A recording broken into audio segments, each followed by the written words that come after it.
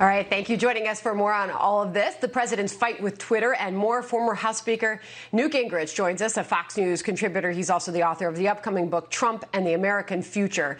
Speaker, good morning, and thanks so much for being here. So jump in on this conversation and the debate that we are seeing, good morning, between the president and social media site Twitter. He uses this frequently. They have now chosen to put a fact check warning up on his Twitter feed. And the president is fighting back, now threatening regulations or even shutting down some of these social media sites. Well, look, I think it has to be a great concern, certainly to any conservative, that the three key social media, Twitter, Facebook, and Google, are all located in one of the most radical left-wing parts of America. And they express that in their biases. What Twitter called fact check was not true. They went to left-wing publications to get a left-wing version. The president is correct. We've seen a lot of theft of votes. We've seen a lot of mail being lost. There are all sorts of challenges with going to an all-mail program for voting. And for Twitter to suggest otherwise is just false. And I also think it's dangerous to have institutions that big that are prepared. I mean, it would be as though the AT&T decided that they could censor what he said on the telephone. I think it's very dangerous. I think Twitter is going down a very dangerous path. And if they're not careful, they're going to become a regulated public institution rather than a totally free entrepreneurial institution. There's a fascinating piece out in the Wall Street Journal. It was published yesterday, Mr. Speaker, about Facebook doing a deep dive on its own practices, finding out just how divisive of an atmosphere that particular site is, and decided to shelve that research, which brings up a bigger question. Is this about the president, or is this about these social media sites where this type of behavior is happening? In the president's words, he says that these tech giants are silencing conservative voices. Well, and they're bringing in people who are very, very far left.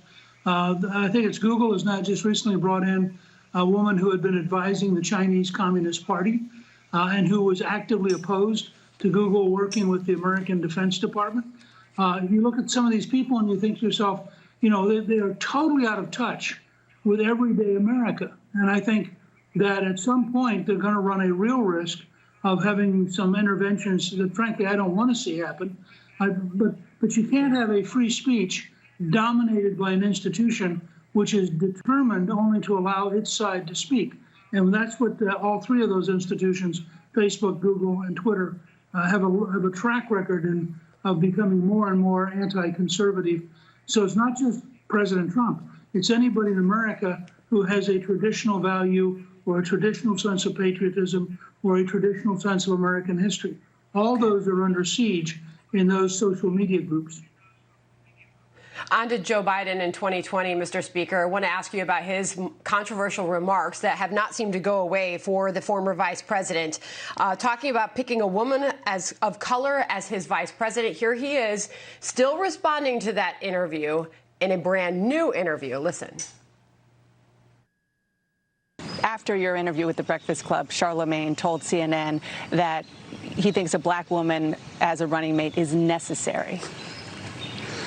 Well, Charlemagne's really entitled to his own opinion. Okay. There's others.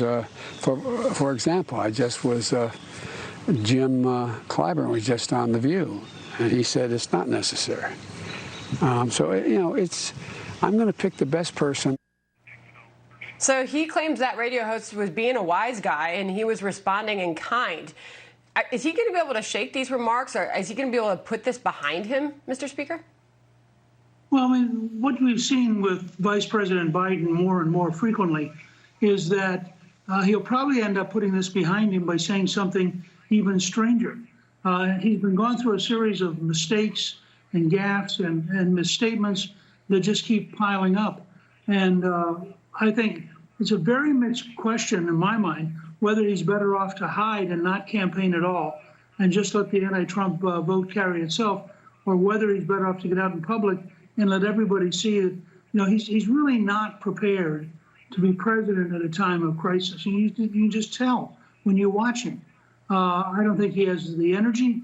I don't think he has the ability to decide forcefully, and he is perennially making mistakes that alienate a lot of people. So it's going to be an interesting campaign, but I think it's going to be very different once we get into the campaign than a lot of people think.